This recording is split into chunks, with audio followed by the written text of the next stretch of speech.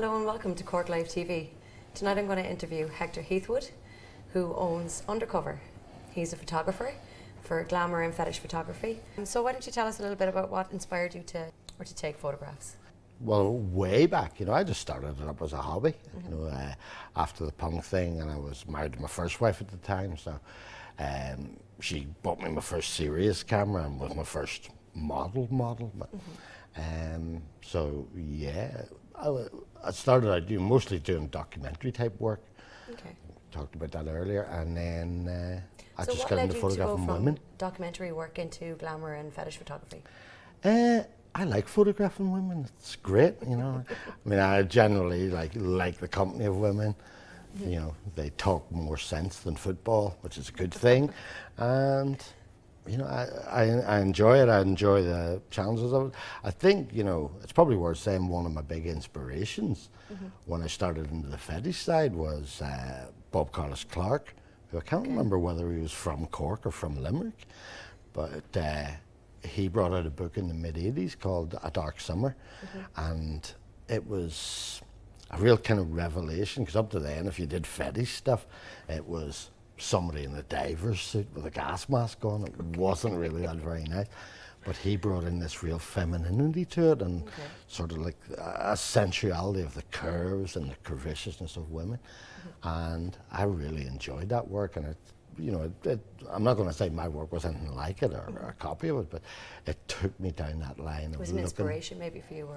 Absolutely inspiring, yeah. But it took me into a way of looking at women, photographically, that then not a lot of people did, I mean, you would often get compared, Bob and me and a few others, to the like Helmut Newton, but I never really took to Helmut Newton. I didn't think he liked women, you know what I mean?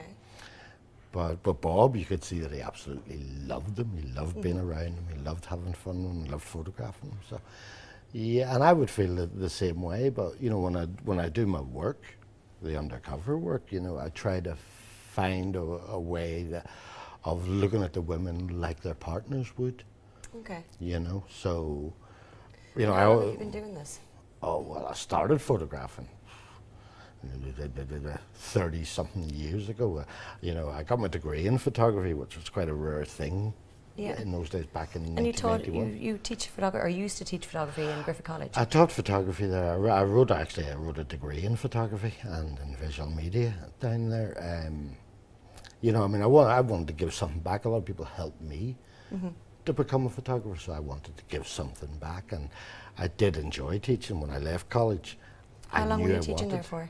I was full-time 12 years. I mean, altogether I've been teaching for 20 years. I was at Dunleary, I was at UCD, Griffith, various other colleges, bits and bobs. But I was 12 years full-time at Griffith, all told.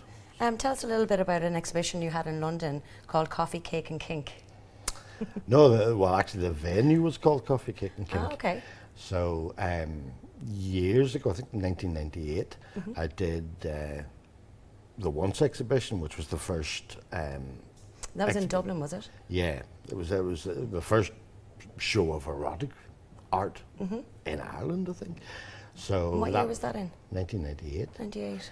The fetish scene wasn't terribly big here, and the sort of the sexual liberation that's happened recently hadn't happened yet either. So, but elements of that show then went over. I was showing in Russell Square, London, with the Association of Erotic Artists, which I'm a member of.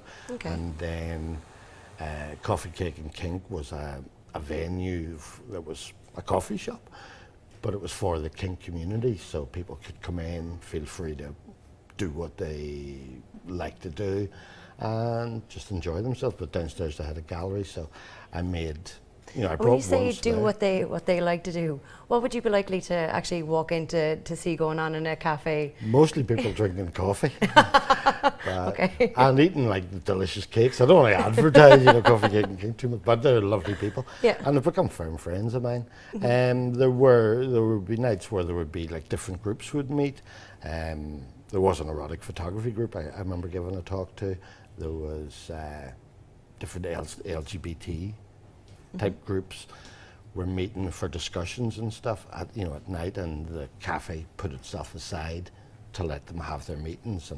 And they're very big on polyamorous. Okay. Just people who have many lovers, many kinds of lovers and stuff. Okay.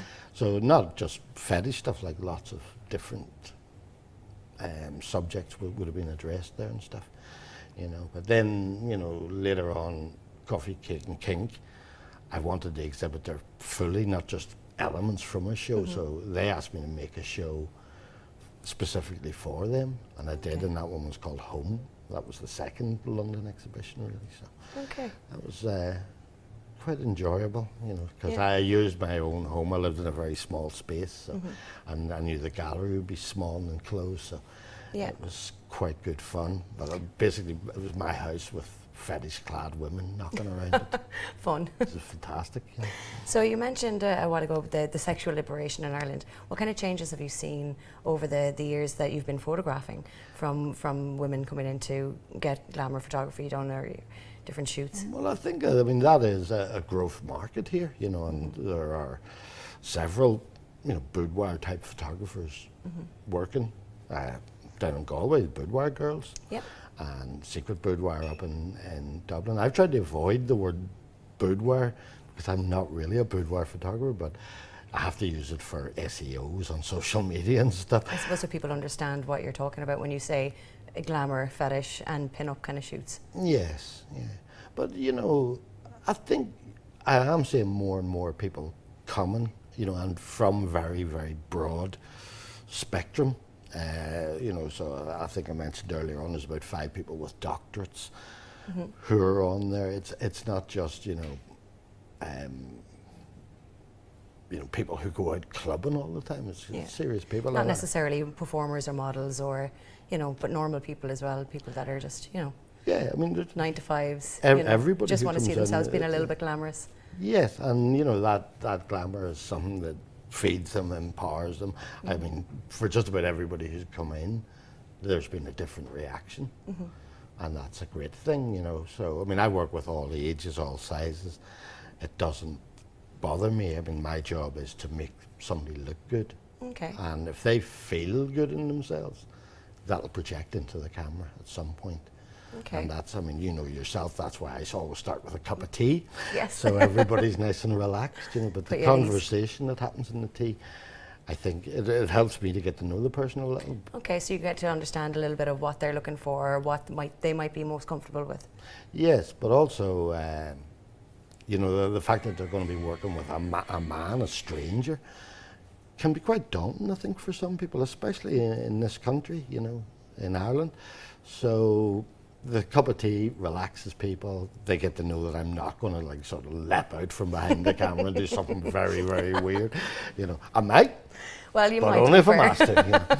And that is such a big thing. You know, I need people to trust me, because you probably notice when we're shooting that I'm very quiet, actually. For such a loudmouth person, I'm very quiet when I shoot, because there's a thing that happens for me between who's modelling, the camera and me, and I have to watch, and then when somebody's projecting to me what it is I need to see. Okay.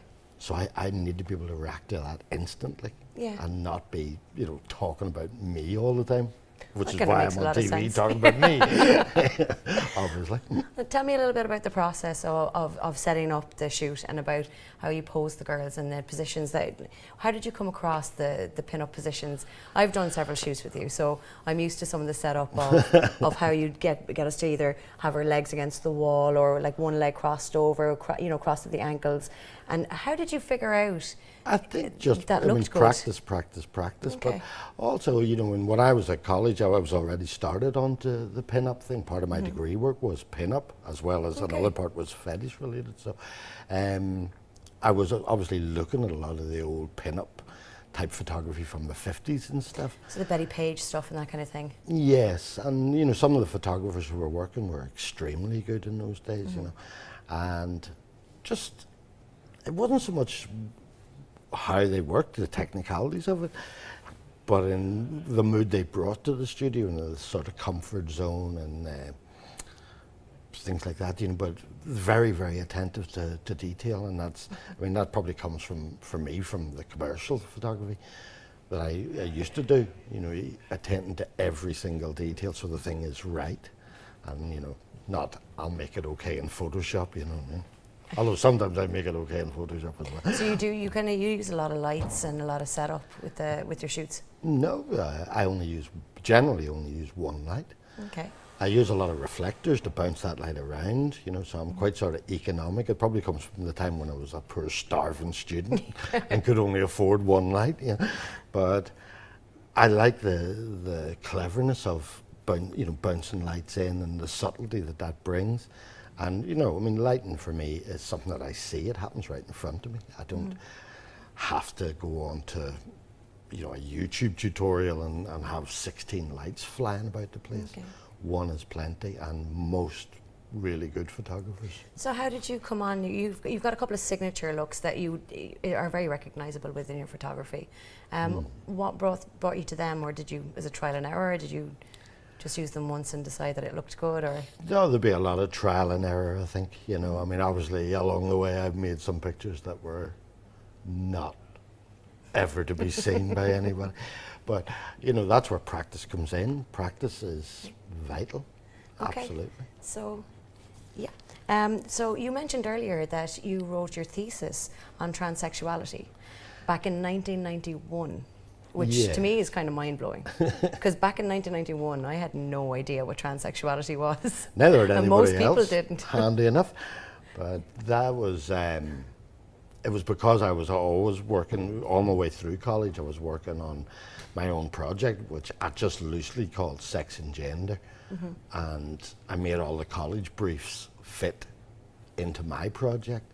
Okay. So the transsexualism one seemed to have a lot to do with, you know, sexual roles, gender roles, you know, and what we're meant to be and what some people are.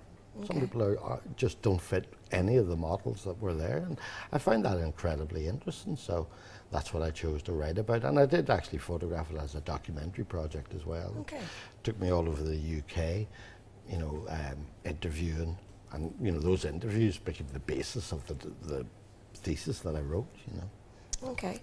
So what advice would you give any women that are thinking about contacting you for a shoot?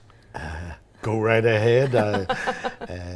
And who would it be for? Like, you know, who would you think who would be the most, I suppose the women that would mostly contact you? I mean, they wouldn't always be, you know, performers or models or... No, I don't think I could actually give you a model of a model, so to speak. It's everybody, you know. I mean, in my facts on the website it says if you're over 18, and that's all there is to it. I've had, you know, girls of such varying sizes, you know, from little skidders like you up to, you know, voluptuous women, and you know, women right up to the... I've had a good few, I think I mentioned earlier, women getting their pictures done for their 50th birthday. Okay, because, you know, they want to whole new lease of life. On their Yes, well, being over 50, I know when you need a lease of life occasionally. Thank you very much for joining us, Hector. Okay, thank you. Always lovely to see you. And you too.